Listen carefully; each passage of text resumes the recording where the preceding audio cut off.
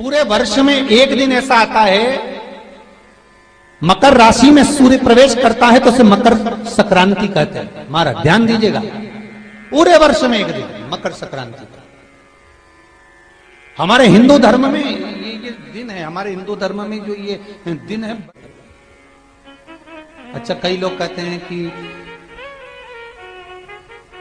सूर्य की उत्तरायण का क्रम है, ये क्रम है, ये पूजन का क्रम है, तिल्ली के लड्डू का क्रम है, लड्डू बना लो तिल्ली का, इसका क्रम है। पर अगर स्कंद पुराण उठाओ तो स्कंद पुराण में अगर मकर संक्रांति के क्रम को यदि पढ़ोगे तो मालूम पड़ेगा कि पूरे वर्ष में एक दिन ऐसा था जिस दिन भगवान शिव और नारायण, ये दोनों, इसलिए आज भी हिंदू धर्म में गुड़ के लड्डू तिल्ली के साथ मिलाते हैं। क्यों? उसका कारण कि शंकर और नारायण ये दोनों एक ही दिन, एक ही पल गंगा का स्नान करने के लिए जाते, एक ही भगवान शिव। देखिए कितना कितना हमारे हिंदू धर्म में एक एक तिथि का, एक एक बार का एक एक महत्व है, उसको समझिए।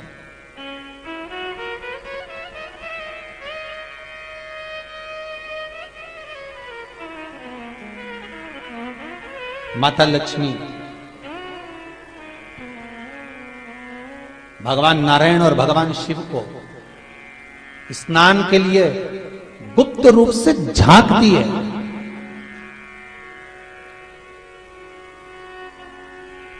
तो भगवान विष्णु ने तिरछी दृष्टि में माता लक्ष्मी को देखा, तिरछी दृष्टि। तो माता लक्ष्मी को देखकर भगवान विष्णु शिव जी को देखे तो शंकर भगवान ने कहा, नारायण हमने देख लिया, महारानी लक्ष्मी झांक रही है, हमने वर दे दिया है कि लक्ष्मी का एक नाम गुप्त लक्ष्मी रहेगा, ये छुपी रहेगी। और आज मकर संक्रांति के दिन नारायण और शिव का दर्शन इस लक्ष्मी ने करा है। पर जो गुप्त लक्ष्मी का दान दे देगा उसके घर में कभी कोई बड़ी बीमारी प्रवेश नहीं करेगी।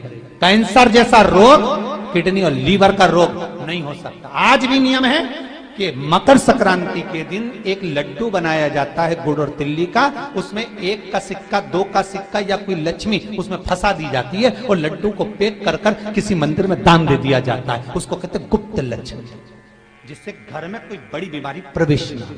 वो केवल मकर संक्रांति को ही होता है। मकर संक्रांति का जो दिवस है वो कोई साधारण नहीं। आप लोग दान करते हो मकर संक्रांति में? कितनी चीजें दान करते हो? और सुहागन माताओं को देते हो ना? क्या देते हो? कितने देते हो? 13, 14 कितने हैं? 14। कौन से पुराण में लिखा है कि 14 चीज देना चाहिए? अरे बोलते जाओ जरा जल्दी जल्दी, बड़ी मुश्किल से तो पकड़ा ही नहीं आते हो तुम शिवरी नारायण वालों। 14 चीजें दान देना है। किस पुराण में लिखा है? कोई तुमसे पूछ सकता है तो महाराज आप कह सकते हो अग्नि पुराण में वर्णन आता है। कौन से पुराण में लिखा है? अग्नि पुराण में लिखा। देवऋषि नारद भगवान विष्णु के पास जाकर पूछते हैं, नारायण कृपा करिए। भगवान विष्णु ने पूछा क्या बात है, बोलिए देवऋषि नारद क्या चाहते, चाहते क्या हो वो बताओ। महाराज हमें इतना सा बता दो, शिव जी के यहां जाते हैं तो पहले उनके द्वारपाल से पूछना पड़ता है अंदर जाने के लिए। ब्रह्मा जी के यहां जाते हैं तो ब्रह्मा जी के द्वारपाल से पूछना पड़ता है। इंद्र के यहां जाते हैं तो इंद्र के द्वारपाल से पूछना पड़ता है।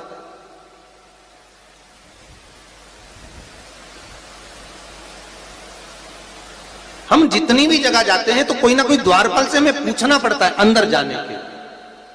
भगवान देवऋषि नारद कह रहे हैं, नारायण से कुछ ऐसी कृपा कर दो कि हमें किसी से आज्ञा लेना ही नहीं पड़े। भगवान विष्णु तो उनकी बात को बस थोड़ा सा सुने और अंदर चले गए। नारद जी को लगा हमारा तो कोई जवाब ही नहीं दिया।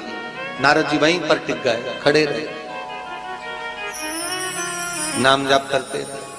विष्णु वापिस आए और देवऋषि नारद से कहा एक काम करो, जब सूर्य मकर में प्रवेश करते हुए उत्तरायण की ओर जावे उस घड़ी उस पल में देवऋषि नारद तुम 14 बार भगवान के नाम का, शिव नाम का दान दे दीजिए, भगवान नारायण के नाम का, राम नाम का, कृष्ण नाम का दान दे दीजिए। अब देखो यहां पर यह नहीं लिखा कि प्लास्टिक का डब्बा दो, समझ लेना जी हो अच्छे से कि लोगों ने दान को कितना भ्रष्ट कर दिया वो बताया जा रहा है। अग्नि पुराण में यह नहीं लिखा कि तुम प्लास्टिक की चाय की चन्नी दो 14, बाल्टी दो 14, या प्लास्टिक का डब्बा दो 14 है। यहां पर यह नहीं लिखा है कुछ भी हो। यहां क्या लिखा अग्नि पुराण में कि मकर संक्रांति के दिन जब सूर्य उत्तरायण भाव में प्रवेश करे, मकर में जावे, उस समय पर देवऋषि नारद तुम्हारे मुख से अगर 14 बार भगवान के नाम का दान 14 जीवों को दे आओगे तो किसी भी देवता के पास जाओगे, तुम्हें परमिशन की जरूरत नहीं पड़ेगी, तुम डायरेक्ट प्रवेश कर जाओगे, डायरेक्ट। अब तुमको अगर वैकुंठ में डायरेक्ट प्रवेश करना हो तो बिना पूछे, तो उसके लिए कहा ही मकर संक्रांति पे दान दो। तो किस चीज का दान देना है महाराज? प्लास्टिक का डब्बा नहीं, बाल्टी नहीं, चन्नी नहीं, फिर किस चीज का दान? तो कहा अगर देवर्षि नारद आप दान दे रहे हो तो 14 नाम का दान दीजिए, 14 जीवों को नाम का दान दे दो, भगवान के नाम का भजन करो। और अगर संसार के लोग दान दे तो किस चीज का? तो के अन्न से बड़ा कोई दान, अन्न से बड़ा कोई दान नहीं। श्री शिवाय नमस्तुभ्यम। हर हर महादेव। गुरुजी द्वारा बताए गए उपाय को विश्वास के साथ जरूर करें और कमेंट में श्री शिवाय नमस्तुभ्यम जरूर लिखें। Thanks for watching.